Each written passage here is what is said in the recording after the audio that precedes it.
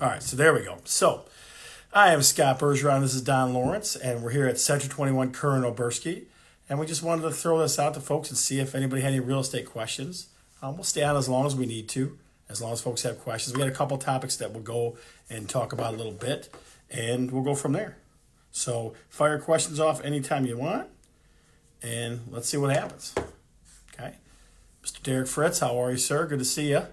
All right. So, Don, let me ask you this question. Sure. What's going on in the market right now? Here, Cassidy's in the house. Very nice to see you, sir. What's going on in the market right now? What do you think? Well, there's not as many homes on the market as there are buyers, so it's a seller's market at this time, which is a good thing if you're thinking about selling a house. Buying a house might be a little bit tougher, but we definitely can help you find a house if that's something you want to go in that direction. Yeah. So here's what I was thinking, and I kind of. I hear this all the time. Like you hear stuff that the coast, like the east and west coast, is kind of slowing down a little bit. I think in Michigan, what's happening is that there's just such a lack of inventory. Nancy, how are you, my dear cousin? Good to see you. There's such a lack of inventory, and I think that's kind of driving price. So, but let me ask you this question though. So, what do you think the spring's going to be like? The way things are shaping up, it's going to be tighter for home buyers. And sellers are going to get better prices, but you have to still be within the realm of what it will appraise for. It has to be with what the market value will hold and what an appraiser will appraise it at. So if you're thinking about selling, now is a great time to really sell. Yeah. Especially in the spring, it's going to be really hot. And then it'll slow down again in the summer, and people go on vacations, want to spend time with their families, and not as house hunting as much. Then it'll pick up again in the fall. Yeah, so I was telling people, I did a couple video clips the last couple of weeks, and the big thing for the spring, if you're buying, you want to buy or start looking now. That's what I was telling people, because you're going to be, and you know how this works, you're going to be like the 6th offer out of 10, or even like a 3rd offer out of 8 or something like that in the spring. So now is a good time to be out there looking for sure. Yeah. There's less of that competition right now, and it will start heating up March, especially April. I think April will be usually hot. It was last year was pretty hot. So yeah. So I got a quick message from Cindy Blair, and she says, "I can't sell, Scott. You found us this beauty." Absolutely, we did. That's the house on Crane. I was actually, Cindy, to be honest with you, I have a client or somebody that's kind of just starting to look, and they're like, "I'm really picky," and I said, and they want to be out in that Ann Arbor area. I go, "Listen, I know a great neighborhood for you. So if any of your neighbors want to sell, not you because you love that house, you and the dogs, but if any of your neighbors want to sell, let me know." John Wilson in the house. Jeff Miat, how are you? Good to see you guys. We're just talking real estate. So if you got any questions, fire them off at us. So let me ask you this one. What do you love about the real estate business? What do you love about it? What do I love the best about it? Yep. I like helping people. I'm a people person. I really enjoy helping people. Help them along the process of making one of the biggest decisions in their life, and it's purchasing a home, and hopefully making a decision where they're going to stay there for a while, and see some appreciation. And usually, it's most people's biggest asset, and you want to make sure it's a wise decision that you make. And I love helping people make that decision. Okay, very cool, very cool. How about you? Well, so for me, Shelly Nichols, good to see you. So for me, I guess a couple things. Like, I love helping people. I'm a big people person too. Oh yeah. But I got to tell you, people that watch Facebook for me, I love homes.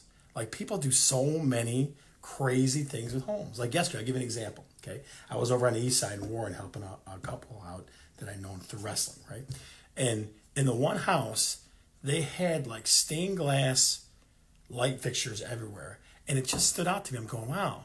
So I put it out to people, and it amazes me how different people are. Like, some people are like, I think that's so dated. And other people are like, that's awesome. That's just an exciting thing, cool thing to watch. Mm-hmm. Chad Malley's in the house. Bad Chad, how are you, sir? I think there's just so many things that I've seen in homes that it's crazy. Like, I tell you, I'll give you another one. We were looking at a house in Riverview. I was looking at a house in Riverview. This was last fall. It was an older house. It was dated. The guy had designed like a 3D, and I'm not like 3D drawing, but like 3D like forest scene down his steps, right? He had like little tree things coming out at you. It was weird, but it was kind of cool, It was different. Alex, what's going on, my big investor man? How are you, sir? Good to see you. So yeah, so that's what I got for that.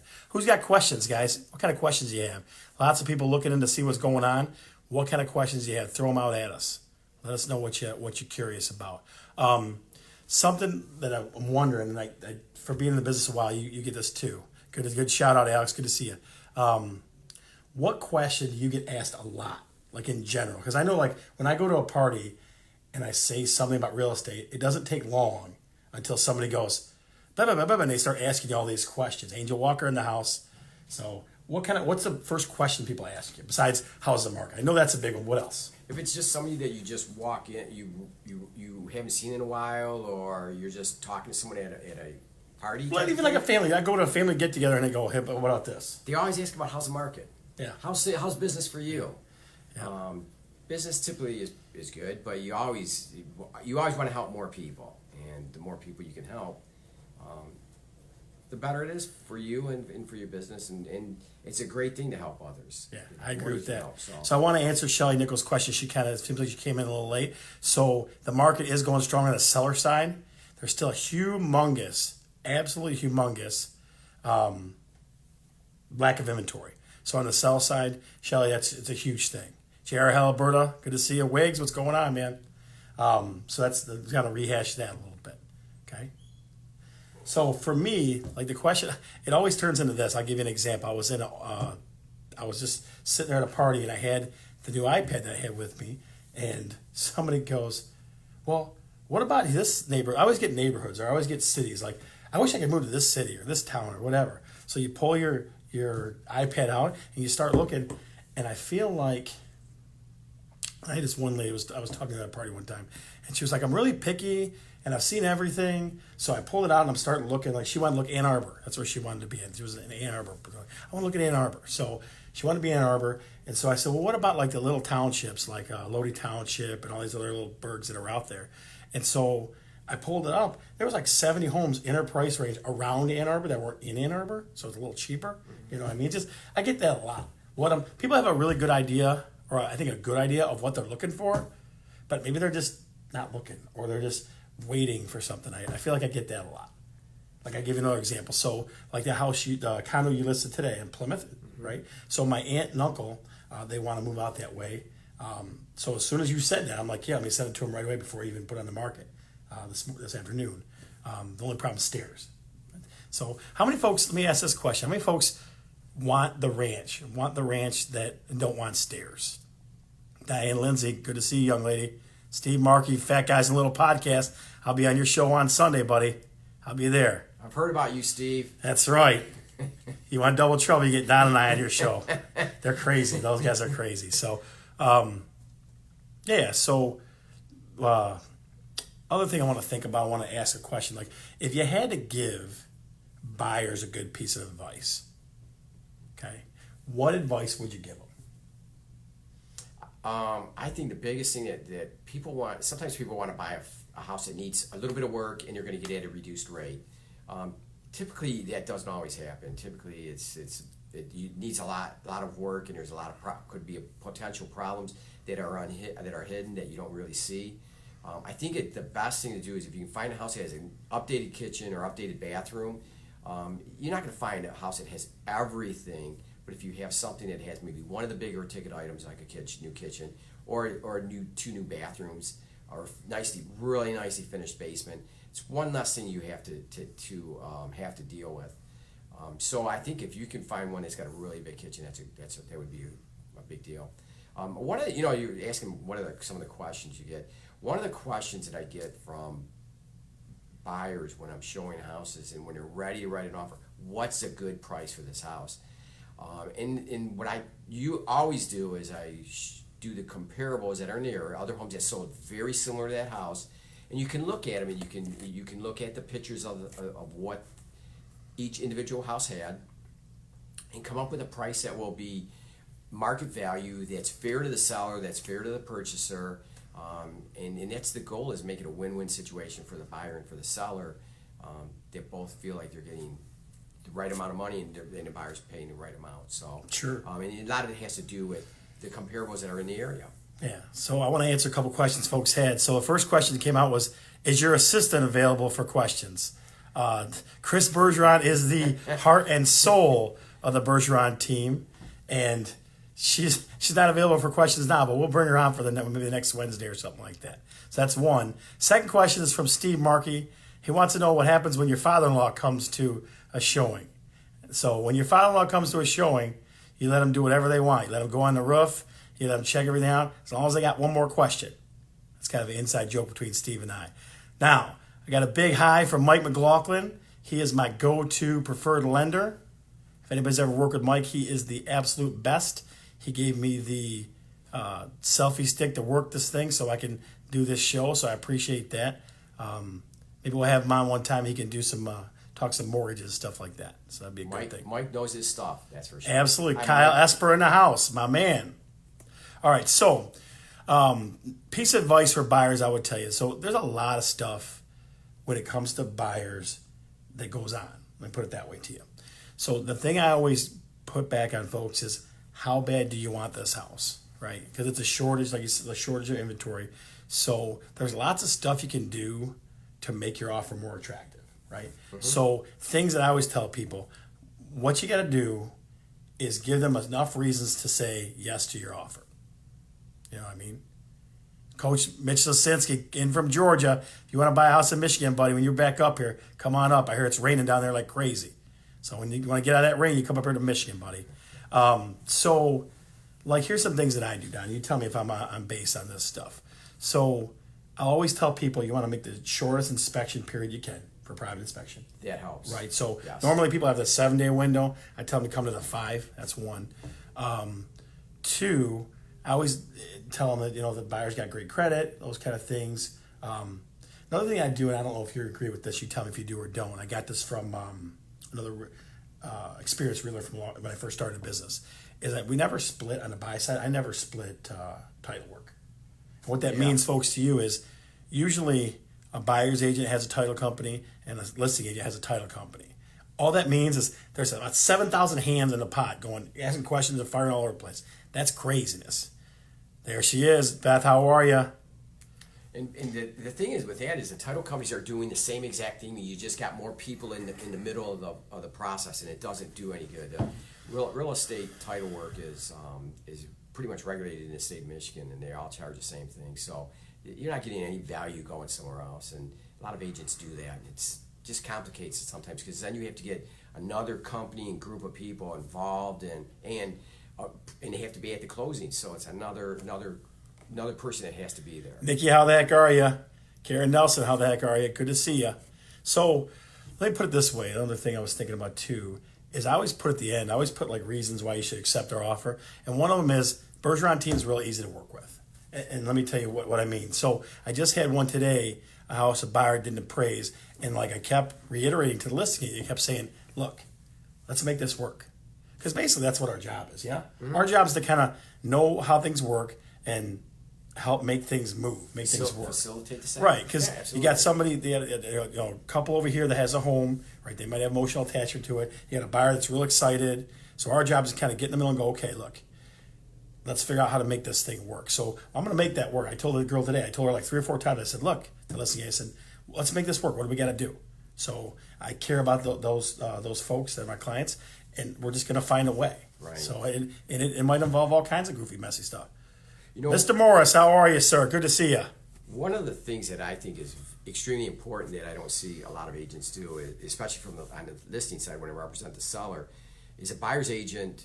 Call the agent before you submit an offer, before you write an offer. Call the agent, see what information they're willing to give you, and explain and find out what you can about where the seller might be moving, what their motivation may be. If they're willing to disclose that, they don't have to, but if they'll give you some information that will help you put together an offer that will be strong, that you will be able to compete with. And most agents will not take that extra step and make that phone call. It's such an easy thing. There'll be times I'll get an offer from we had been negotiating an offer on one of my listings with a seller, have come to an agreement the night before. The next morning there's a offer in my email from an agent I never knew that they were even interested, the buyer that's ever even interested in the property, and here it is sold. Yep.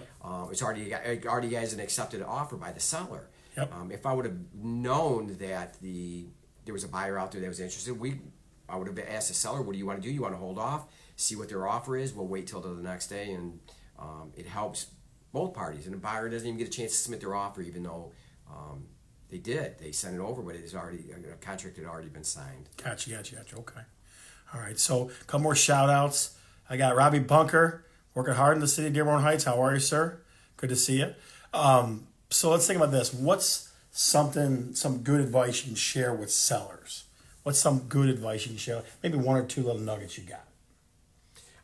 Number one is have your house in tip-top shape, clean, everything organized, not cluttered.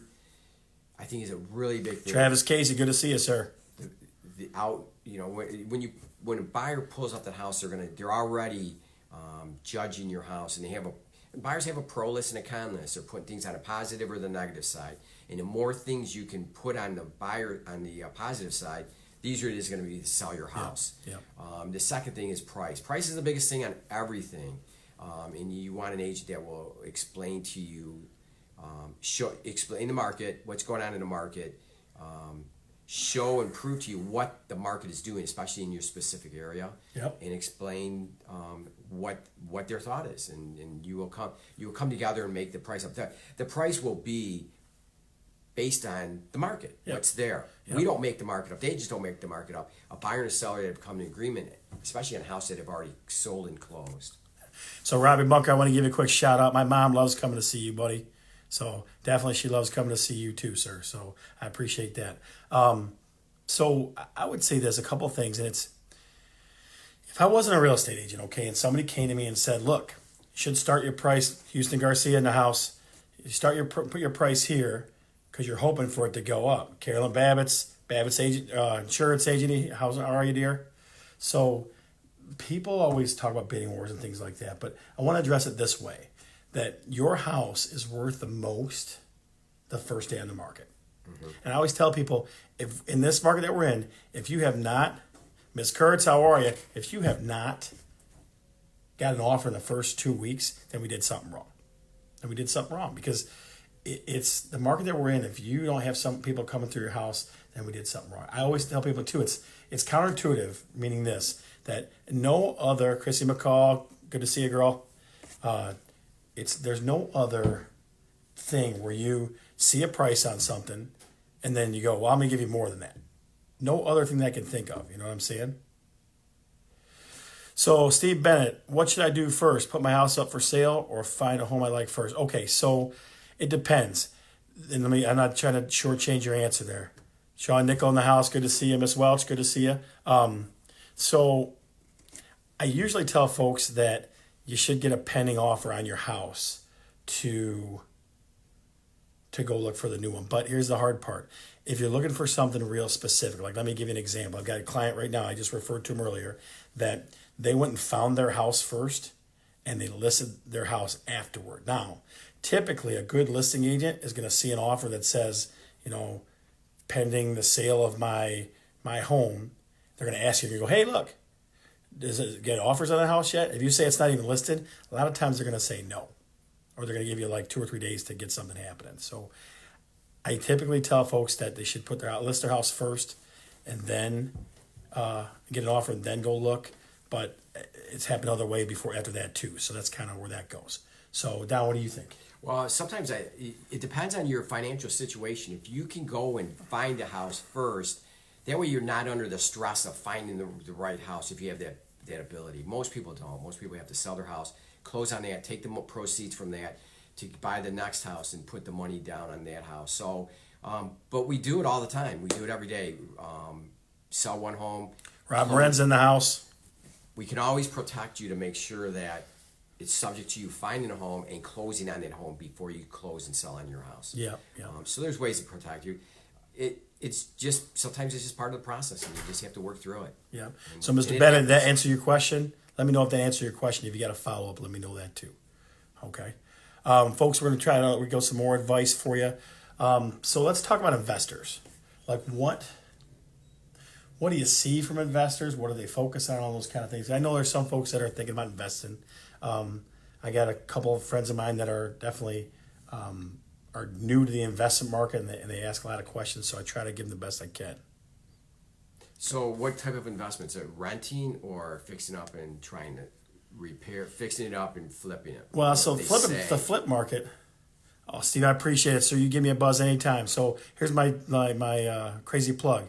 313-969-0407, sir. So you call me anytime. Go ahead. So we're talking about flip markets kind of died down, and there's not that much available to flip, do you think? Yeah, there's a lot of competition in that business. You have to have a really sharp pencil with that, and you can get in trouble with that if you get into a property that takes more money to fix it up and get it up to today's standards. You could possibly be overpriced or not enough money in there to make a profit off it that you'd want. So Yep. it's kind of a little more sketchier. You have to really have a sharp pencil on that. The other one would be renting, buying a house and renting. Yep. The biggest thing, being I've been a landlord in the past, and you have to. It's a business, and you have to treat that as a business, and it's hard to. It can sometimes be difficult to kick somebody out of your house, Yeah. or your property, and you have to have the. That's backbone Jack's to in do the that. house. You have to have the backbone to do that. So, but it is a good way to make money. It's a hands-on. It's a business, and you have Yep. to treat it as such. So let me kind of share a couple things about investing for around the rental side. So I agree 100% with you that if you are, how am I going to phrase this? If you are a very nice person, like you don't ever like to let people down or hurt people's feelings, you probably shouldn't be a landlord. Yeah. I'll give you an example, and I'll use an example that from our own family. So my mom was a landlord. She had a home in the North Heights, okay? And she had some folks in there that were there for 3-4 years, something like that. And at some point, their circumstances must have changed, and they weren't bringing any money. So I went over to the house, and I said, you guys, you're behind your rent, you got to pay up. And they disappeared. And then I went inside the house, and it was just beat up and trashed. So I would always tell people, unless you do this all the time, like I got a couple guys that buy houses and rent them out all the time. If you're going to do a couple, or if you're just getting started, use a rental management company. Find one that's inexpensive, that's only going to charge, 10-20%, something like that, and go that route, because they do everything. They handle the rent, they handle the calls, they handle everything for that stuff. So I strongly suggest to people not to get their hands into it unless they want to do that all the time. So I wanted to mention Carolyn Babbitt's. My cousin mentioned something about bidding wars. That they're a huge problem. Right. On the buy side, they are. On the sell side, that's what you want. You want bidding wars, but you got to process. You got to put it at a price that's going to make that happen. Josh Sutton, you call me anytime, sir. It'd be great to hear from you.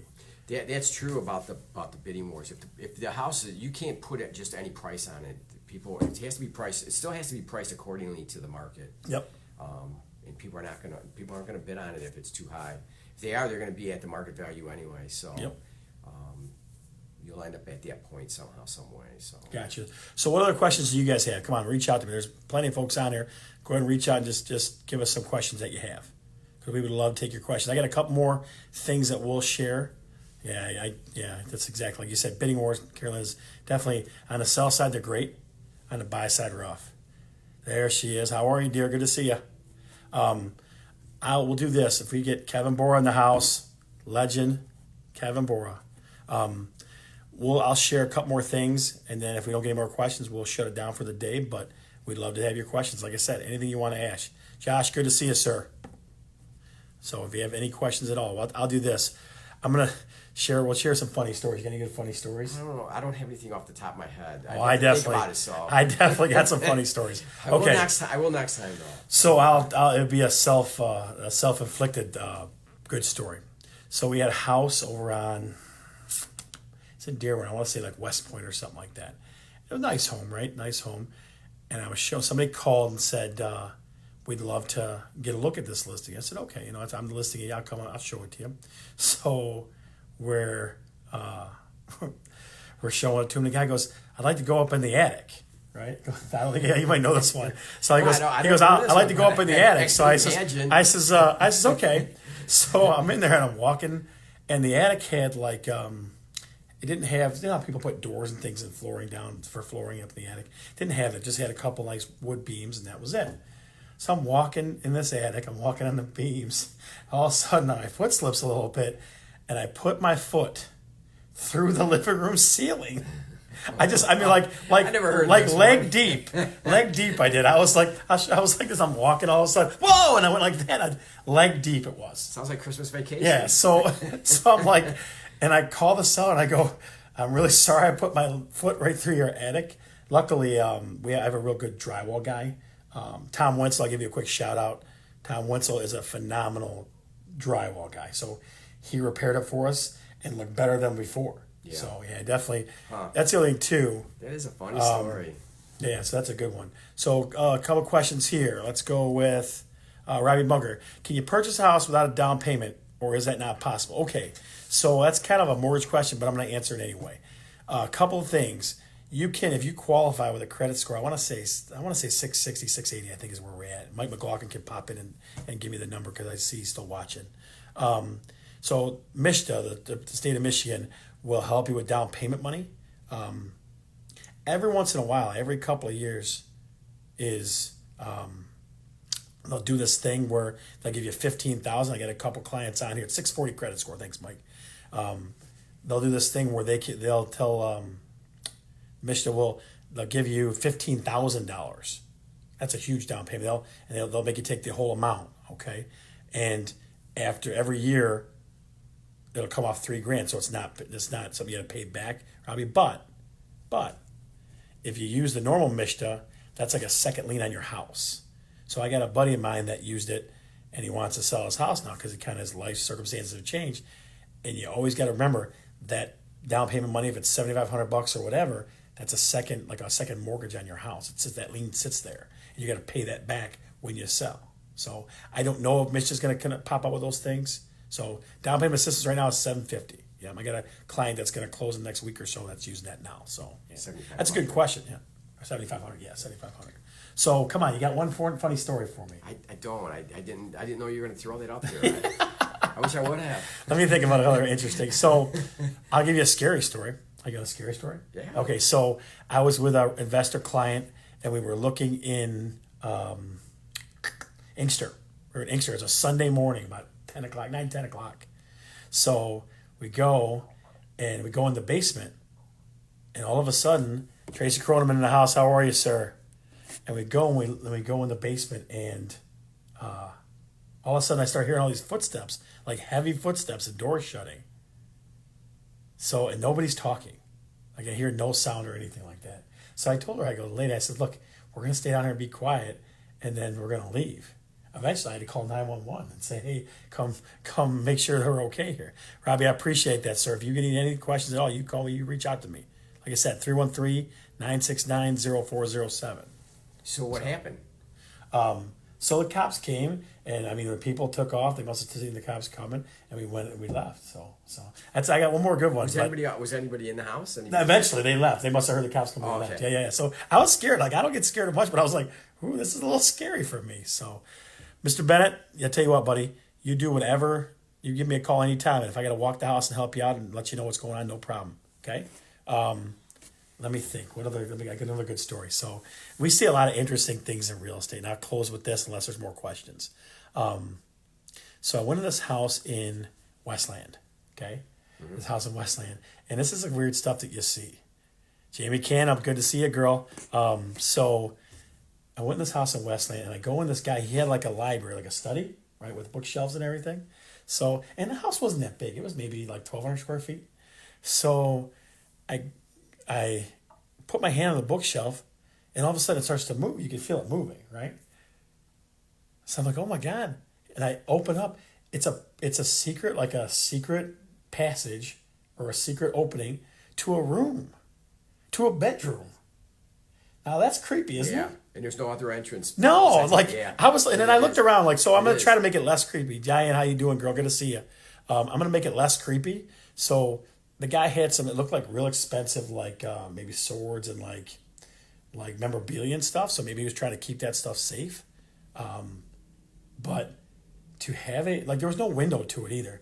Like to have a room with like an opening, like a covered entrance, that just scares me a little bit. Yeah. Ellen, good to see you, girl. Good to see you. On? I know, I'm telling you.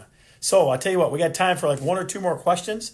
What kind of questions do you guys have? Anything about real estate, buying, selling, things you should do to your house, things that you see, things that you're curious about. So we'll take two more questions from you. So that's what I'm waiting on, two more questions. And I will try to think of another fun story. I got another one for you, a similar one. So panic room. I was in a house, again, in Westland. Westland's a weird place like that, I guess. I don't know. So I'm going down the stairs to the basement, right? Going down the stairs to the basement, and I see this like a key, like not a lock, but like a key thing, like a key mechanism that's sticking out of the wall. So you turn it, panic room. In like 1,000 square foot house. Yeah. A panic room? Yeah. What would you need that for? I mean, like, I don't know. Those things are creepy to me, you know? Those things are creepy. You wonder what's going on. Yeah. All right, guys. So I'm waiting for one more question, like I said, and then we're going to call it a night. It's been a great first session. Don Lawrence and Scott Bergeron over at Colonel Oberski on Michigan Avenue. Don, do this for me. What things do you tell people they should have if they're going to remodel? Like they say, come in and go, hey, look I'm going to remodel my house to make it worth more. What do you tell them? We'll end with this one. It depends. Are they going to stay there for a while, or if they're going to just do it to sell? Cleaning, paint, and maybe new flooring. In the front of the house, when you approach the house, you drive up. The door, if the door looks nice and clean and painted, not rusty or good to see you. Down. Door handles that are tight and work. Just cleanliness makes a big deal. Makes a big difference. So you don't because I get this sometimes. Should I put Kelly? How you doing, girl? I get. Should I put a new bathroom in, or should I do this to this? I mean, like I get all kinds of crazy. We ever get What that? do you think about that? Yeah, So, I do. I look at it like this. That's not the thing I would recommend to do at all. It's a funny thing. I picked this up from an old appraiser that taught at the school I was at. A gentleman by the name of Dale Prusner, and he said to me, he goes, "Look," he goes, "you're never getting that money back. Right. If you're gonna use it for your own enjoyment, yep. But nobody's gonna go, hey, you got that new bathroom. Let me give you 10 more grand off on the top of your price." Nobody's gonna say that. Right. I mean, could it make it look more aesthetically pleasing if the whole place looks like hell? Maybe.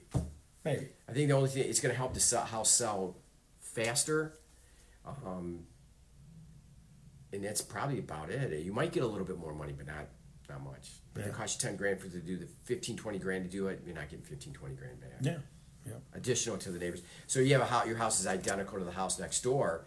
You have a new kitchen, $30,000 kitchen. Your house is not worth $30,000 more than the house next door. Yeah. All right, guys. So time for one last question. Has anybody else got a question for us? Anything at all about real estate related? We want to give you an opportunity to ask one more question, and then we're going to call it a night. So I'll give you about another minute or so. This has been fun. Yeah, Don and I, we love talking real estate. There she is, Gwen Bennett. How the heck are you? Good to see you. We're just trying to finish up here. If you got any questions at all that you're curious about, just throw them at me and Don and myself. So we love talking real estate. Yeah. I mean, and I know that sounds kind of funny, but we'll come in the office and just start talking about stuff, about real estate related stuff. So we love our jobs and helping folks.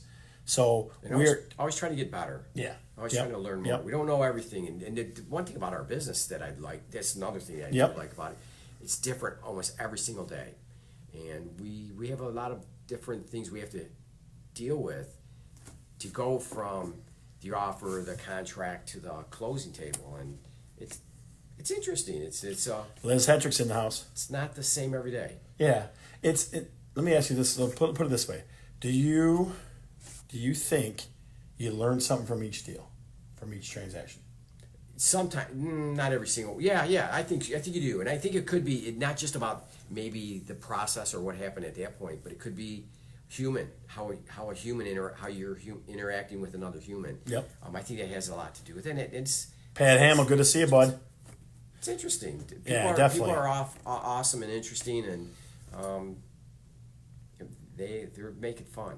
And sometimes it can be stressful. Humans can make things stressful, and that's what I try to do is make something that can be a very stressful experience into a smooth and hopefully fun. Yeah, definitely. It definitely can work that way. All right, folks. So that's all for tonight. We're going to be on next Wednesday, 7 p.m. If you got any questions on real estate, just reach out to us over here at Colonel Oberski, Century 21 on Michigan Avenue. Have a great night. Bye.